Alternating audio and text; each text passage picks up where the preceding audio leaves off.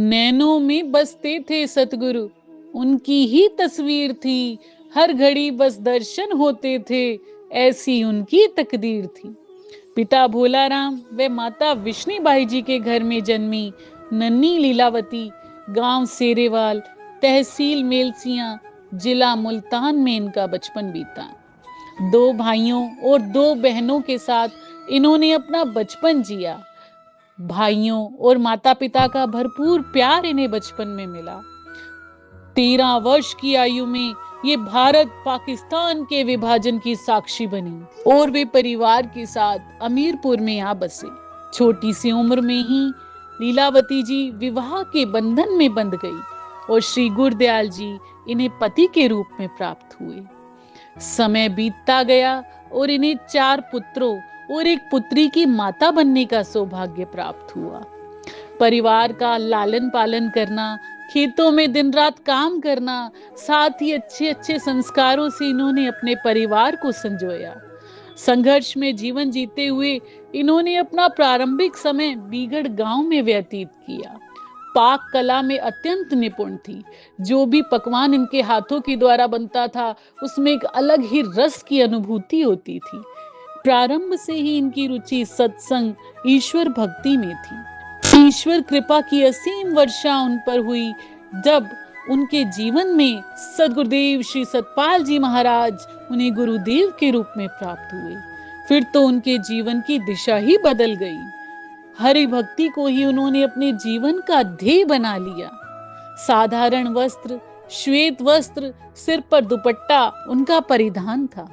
कभी भी सांसारिक रंग और चकाचौंध उन्हें आकर्षित नहीं कर पाई। संपन्न परिवार में रहते हुए भी गहनों से उनका कोई सरोकार नहीं था।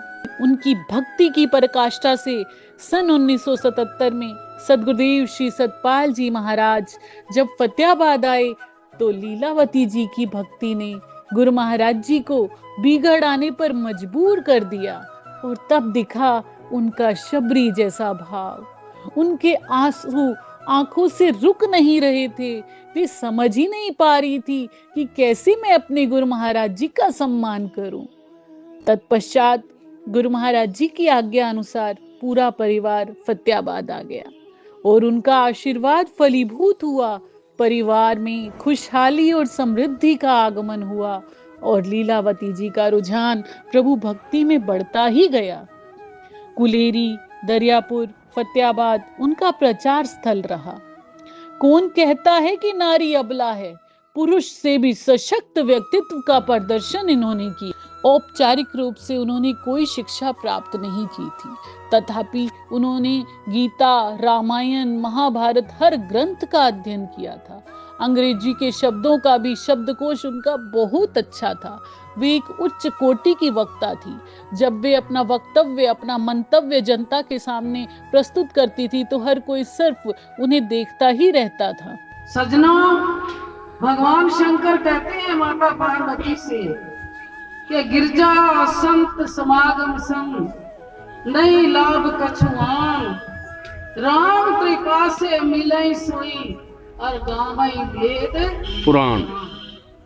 कि वो ऐसा सुख है जो किसी चीज में नहीं है, लेकिन कहाँ मिलता है?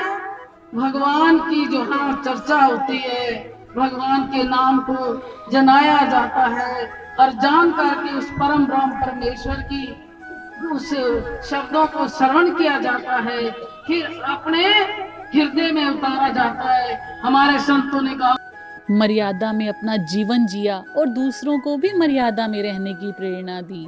श्री गुरु महाराज जी की प्रेरणा से समाज सेवा को उन्होंने अपना ध्येय बना लिया। मानवता की सेवा करना, बढ़ चढ़ कर दान पुण्य करना, असहाय की सहायता करना उनका स्वभाव बन गया था।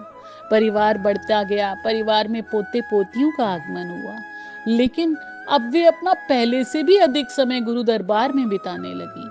आश्रम निर्माण में उन्होंने अपना पूरा सहयोग दिया। अपने हाथों से रोड़ी को कूटना, एक एक कार्य को स्वयं देखना, साथ ही अपने पोते पोतों और अपने पूरे परिवार को अपने प्यार के आंचल तले समाये रखा।